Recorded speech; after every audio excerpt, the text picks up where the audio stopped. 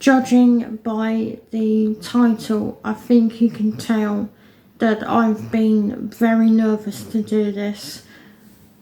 I'm shaking, there might be tears, makeup might be streaming down my face. I don't have tissues because I was hoping that I could hold it in, but I don't know. Oh, I'm already going almost. Right, stop it. So it took me, it's now over a year of deciding, let's talk about why I got a flat, how I got it. This will be where there's a lot of trigger warning. I don't want to trigger anybody. If you feel triggered at any point, please turn this off. You don't have to watch it, okay? I'm just letting you know now that you do not have to watch this. I am going to be telling you my story of when I was abused by my dad. You did hear me correctly. It had been happening to me for a really, really long time. It messed with my mental health so badly.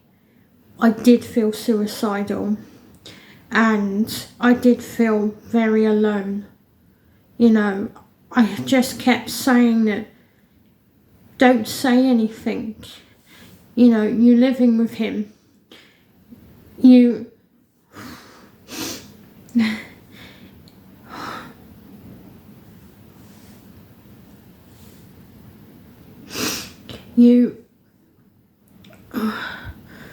have a roof over your head. Nobody's going to believe you. You're just lying and faking for it and faking it for attention. People are going to say that. People are going to judge you. You can't say anything. Well, eventually, I did come out. And I did say something about what was going on. And something had to be done. So, what I'm going to do now is go back to the beginning. So, the over 2 years, most of lockdown, and ages before lockdown, my dad was abusing me, and you know, it was the worst experience in my life. I'm sorry, I'm shaking. Oh my God, it's alright. You got this, you carry on, it's all good. He used to make jokes about me marrying him. He used to say to me, will you marry me? And he used to make a joke about it. And I laughed, thinking, yeah, that's quite funny actually, because out of all the women that have walked in and out of his life, I was the only loyal, really good one. But I'm his daughter. I'm gonna be loyal and be there for my own parent. I didn't see it. I didn't see it any other way, and I just didn't think that it could be any other way, that it could mean something else.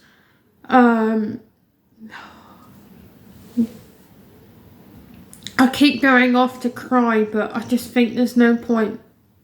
I knew I was going to do this. I got all dressed up. Why? So, you know, he would push me on his bed often to hug me, and he would have a tight grip that I couldn't get up unless I said, oh Dad, don't do that, oh get off, like, oh I need to get up. I've started to see this as a normal, and I thought, do other parents hug their kids, teenagers, or young adults like that? Is this like, or is it just me that I'm having this type of experience? Turns out it's just me. A small number might have been having a hard time, other people, but you know, a large amount wouldn't have a hug like that from their parent or any family member. Your partner, that I can understand, not your parent. I used to get scared every time I had a bath or a shower. He used to walk in on me most times when it came to bath or showers, whichever one I was having. I used to have to stand there like this, so hopefully it was enough to cover up that he couldn't see anything. But then I thought, whilst I'm doing this, what am I doing to cover up down there?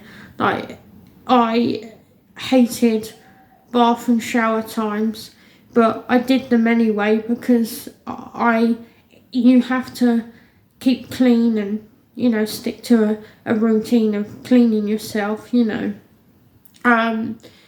I could never lock the door because the lock broke ages ago and it was never fixed. You know, he used to talk down to me quite often. You know, I remember him struggling and having a bad time with his mental health, but I was always his target. It was always me. Sometimes it would be my boyfriend. Before I continue, I'm not going to mention any names. You guys know I don't do that, so you can ask, but you will not get an answer. Everybody that knows me will know not to answer you as well. So he used to, when he would hug me, he would always put his hands towards my bum area, always on the outside of my clothes, sometimes smacking it a little bit, you know, as I'm walking up the stairs or something, or whatever. That became a regular thing. Other things that he used to do was he liked it when I had jewellery on. He liked it when I had long hair and had it down. He used to compliment me with calling me sexy, look me up and down. You know the looking up and down. Quite often he used to say things like, "Oh, you look very nice," you know, that action, all the time. And I was getting to that point in my life where I was too scared to dress up and be girly, because I knew if I did, he would compliment me in a way that I was never comfortable with. I would be on my own with him in his car, sometimes touching my leg, and I was never comfortable, and I was always too scared to say, "You know you shouldn't do that, that's wrong. Like, I don't like that you're doing that. This doesn't feel right to me." So I let it carry on for a long time, and it did carry on for a very long time. I'm sorry. It got to the point where eventually I had met the boyfriend I'm with now, over 4 years. Yay, I've done it. He has been amazing, my rock. If it wasn't for him and his mum, I wouldn't be here telling you this story. Like, that's my honest answer. I just would not be here. I had it where he lived with us for the whole of lockdown. He was staying over a lot, a lockdown happened and it was just safer to keep him with us, if you remember how lockdown was and how bad it was. And he witnessed my dad talking down to me a lot. He witnessed a lot of things. I often had panic attacks where I'd throw up a lot. My boyfriend would, you know, get in between us to stop things from escalating. He would clean up my sick quite a lot because I would just stress myself out that much.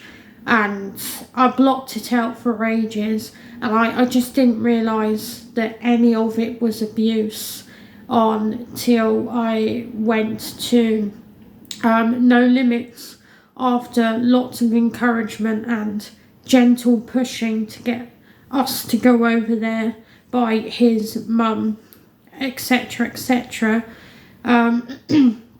When I finally sat with my boyfriend at No Limits for the first time and we told them everything that was going on, they said, "You know that's abuse, don't you?"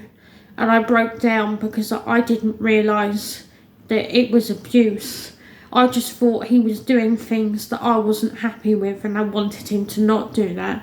When it hit me that that was abuse, and then when I realised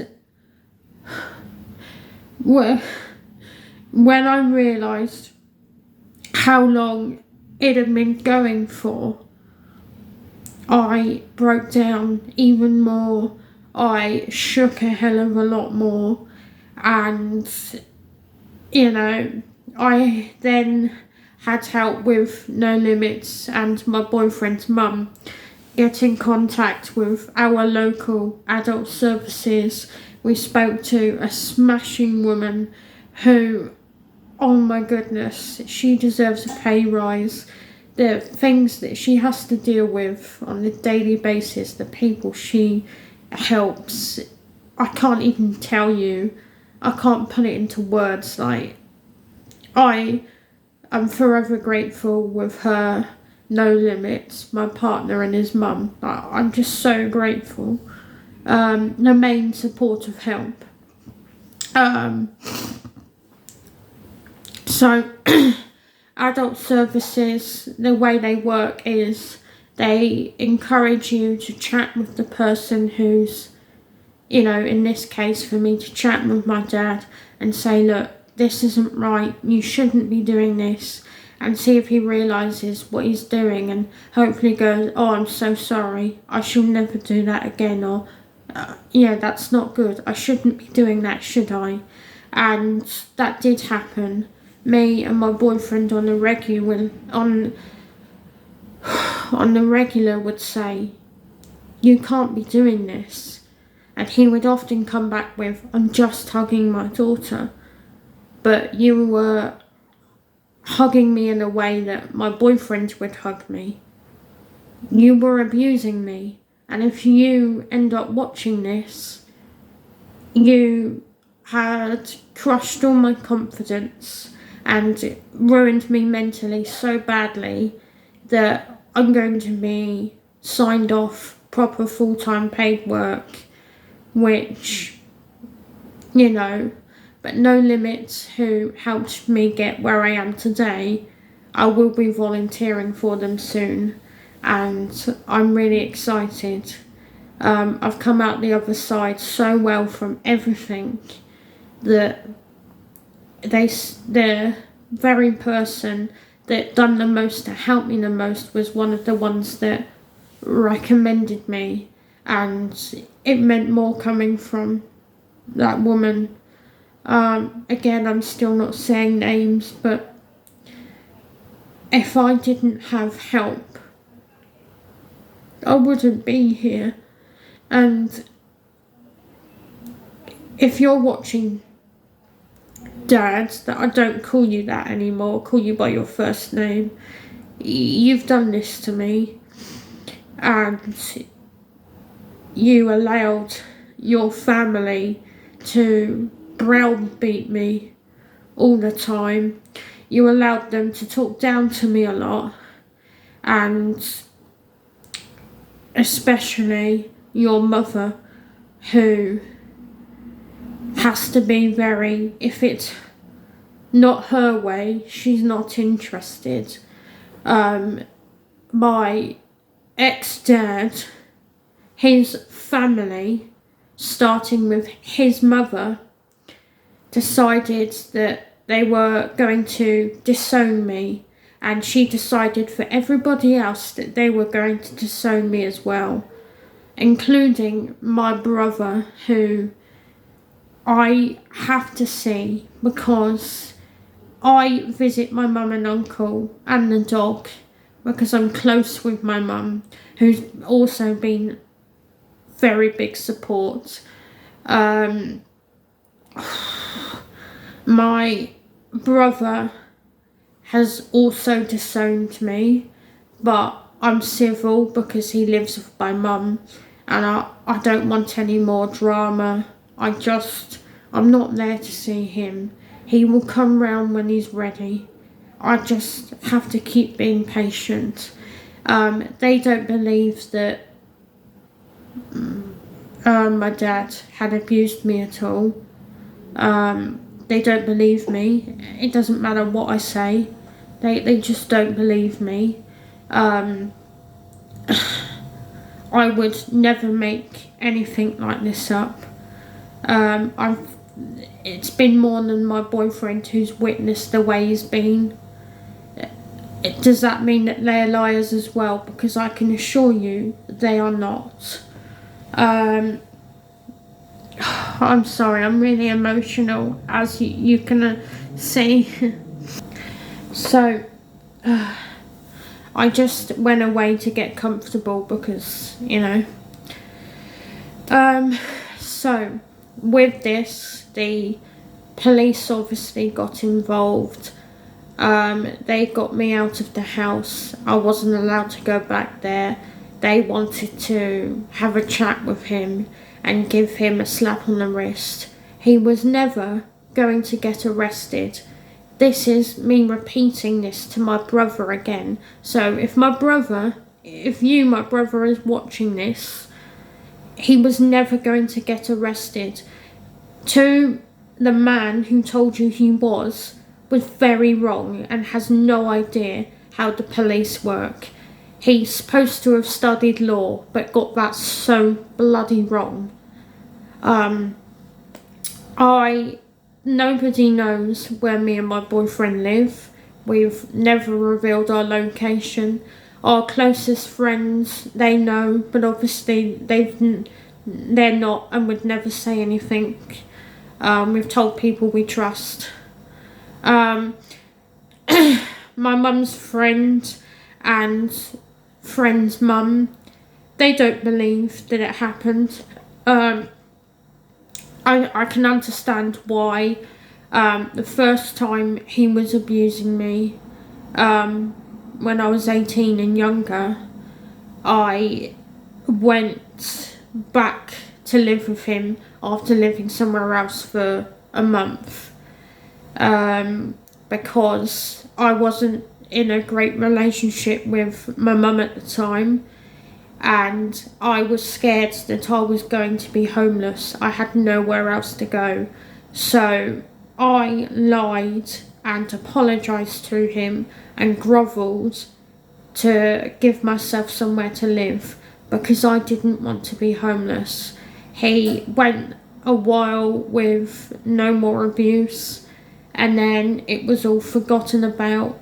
It was all blown over, all these things. And then it had started again, and it was something I didn't think was going to happen again. I thought that would have had him realise that he had done wrong, and I thought he would have said to himself, I can't do that again. I could lose my daughter. Well, you've lost me now, and you're never going to see me again. And when I start getting back on my feet and getting better and becoming a bigger, stronger, better person, it will be my middle finger to you. And I'm going to the gym soon to lose weight for me. I'm getting dressed up and getting girly again for me, nobody else. And you can't compliment me the way you did anymore. I can be girly and look in the mirror, and I now am starting to like what I see. I didn't think I'd ever like what I saw ever again, and I'm starting to get there of liking what I see. You know, I'm looking at my face and I'm saying, I like this about myself, I like that about myself, my hair is very nice. I could never say any nice thing about my face, body, hair, anything before. Every time I looked at myself, all I could see was your compliments and the way you done it, and it put me off. I would dress down and not shower often. I would be dirty on purpose so that I could be gross, and that hopefully you wouldn't be able to find anything to compliment me about in the way that you did. And most people shouldn't have to do that, but I did. I absolutely did. There are times where in the summer I'd find it absolutely blasting hot, and your only suggestion was take your top off if you want. It doesn't matter, I've seen it all before. I'm 24, coming up 25, now 26. Saying to your adult in their 20s, you've seen it all before, is not the right words. When you're a toddler and a baby, and you are at the ages where you need assistance with those things, that is fine. But when you start to get older, you don't help me with coming in the bathroom, seeing me naked. That is where it stops. The trouble is, you got used to seeing your parents walk around the house naked, and you saw it as a normal, and that's why you done it, and that's why you thought it would be normal if I was to do that. I don't feel sorry for you with that one. You got older, you should know better. I would never walk around naked in front of any family members and future children. So if I ever have children in the future, I will never bring them up the way you tried to bring me up. When I was a child, you were a really good dad. And then I got older and got body parts, and that's when it changed. And that should not have changed at all. So, going back to the police, I did statement with a lovely lady. My boyfriend had done his statement with a lovely man. I will never forget their names. I had a ride in the police car, very fun, but the policeman, wasn't trained in red lights, so he couldn't go for a red light. I didn't know you had to be trained on that. I learned something that day. I asked him lots of questions just because I was curious. First time in a police car, I wanted to know what was what. It was helping me distract myself from what was going on, and it was helping me cope because I was discussing him and his job rather than me and my very bad situation at the time. So that was my coping mechanism. I learned a lot. It was quite interesting, actually. A week or two later, I don't know the exact dates. I tried not to remember them, to be honest. I did do a video interview, so if it was to go to court, that would be my evidence, and I won't have to be in the room. I could be where I don't even have to look at him, which that reassured me a lot, and I was happy for it to go to court if it needed to. It did not go to court. However, it took 3 weeks of the police trying to get hold of him, and the reason why it took so long is because his parents paid for him to have a solicitor, and he denied everything and no commented to every question. Everyone I've told that to have said how guilty it sounds, which it does. A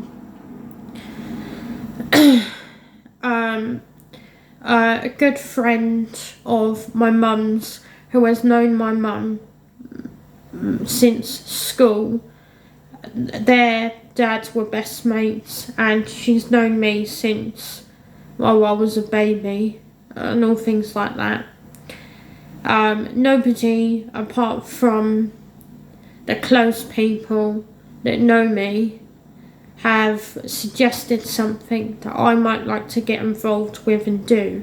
Now, I'm not going to mention that bit right now, because if anybody like my brother sees this, he's gonna start telling them things and talking.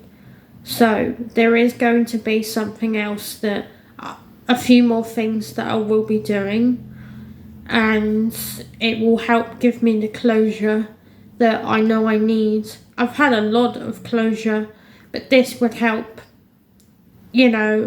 lock it away and not have to reopen it, so to speak. I then decided that I wanted my mum's family, who are a good few hours away from us in the car, I wanted them to be aware of what had happened, what I had been through, so that when me, my mum and uncle go and visit them, it will explain why my brother's not going to be there. That will, give them an insight in why, because they will ask, and I'm not going to lie to them. I will say, look, this is why he's not going to be here. But I told one family member and said that they have my permission to tell everybody else. I've not heard anything. It's been a while, so I'm hoping that they have. If not, then it will be a long story when we visit them, whenever that's going to be. So, as a result of this, No Limits, who have been the biggest support, got me and my boyfriend in touch with this housing association who gave us the flats that we're in now. We did have studios before this, but the landlord, he put the rent up, and he wasn't a very good landlord. He'd done a lot of things that weren't by the book, so we had to move out of them, and that's why I'm in the flat I'm in now. But this flat is starting to feel more like my home. It's just taking me over a year to go, this is where I'm living now. This is it, And I've done so many things. I've had to do 2 lots of therapy due to that man. We won't say dad anymore. It's that man. It. Him. Dickhead. C-word. Because you are a C-word. You allowed your family to disown me. You allowed all that to happen, knowing that what you did was wrong and not good, and was trying to say that me and my boyfriend are the only ones that have had comments to make, trying to say that we were the problem. No, we just addressed the problem that was happening, and you didn't like it. A lot of people know you for what you are now, and it's tough. I'm not keeping quiet about what you did to me, and I will always speak up, because I know that if anyone who's watching this and seeing me for the first time, you're not the only one. You're not the only one that's experiencing this. And if you're having a time in your life where you're having a rough time, just know that there is light at the end of the tunnel. You've got this. I didn't think I was going to do it. And the fact that I'm still here to tell you this story is incredible. It still amazes me. I woke up this morning and I couldn't believe that I was still here. Like, I'm happy I'm here, and I'm happy being alive now. I just knew making this would be very hard because I know who will probably end up watching it. But the story's out there, and it will forever be out there. And the truth will keep being said. And I don't care that your family and my brother doesn't believe me. I don't need them to believe me to make it true first. It is true, and it happened. They don't have to believe me for me to feel better. I've got a better life, somewhere better to live, and you're out of my life, and I feel free, and I feel like I've got so much more freedom. I can do more things. I'm not being judged. I'm not being fat shamed. You know, his mother used to keep saying to me that if I keep putting weight on, I will end up like my mum, as if plus size is something to be ashamed of, which it's not. They talk down about people that have piercings, lots of them, tattoos.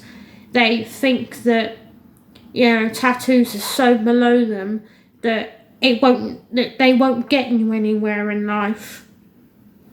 Well, guess what? I was the happiest I've ever been in a long time when I got my tattoo, which you can't see, but it's the rose in the glass. I will get my septum piercing at some point, because this is me being me, and I feel like I can really be my true self because I'm wearing things that make me happy, that I'm comfortable in, instead of wearing stuff to fit in to you and your family. That's not happening anymore, and I'm going to be doing a lot more exciting things, knowing that I don't have the fear of what I could come home to. It's fabulous. I still have flashbacks and moments. That's going to happen, but they're not as bad or as intense as they were before. I also heard something that happened to you, him, and it cheered me right up. I heard that your house flooded and you had a rough time. That's just karma, isn't it? Karma knew when to work its magic. My brother was really upset and saying how awful you had it. He just put the cherry on top of the cake. So I am having the last laugh. You might have your family and you might have a couple of friends, but I've got so much more than that. I am getting more confident and I'm speaking out more, and I won't stop speaking out, and I won't stop telling this story. I know that you may end up watching this and your family might watch this, but it took me over a year to pluck up some courage and go, do you know what, you've got this. You can post this. So this is my abuse story. I hope that if you're watching this, whoever you may be, that you remember that it's okay not to be okay, and it's not weak to speak. Just whatever it is, talk to someone. It really does help. I am going to head off because I've got a lot of editing and things to do to get it just right. But just know you are not alone. Thank you so much for watching, and I'll see you all next time. Bye everybody.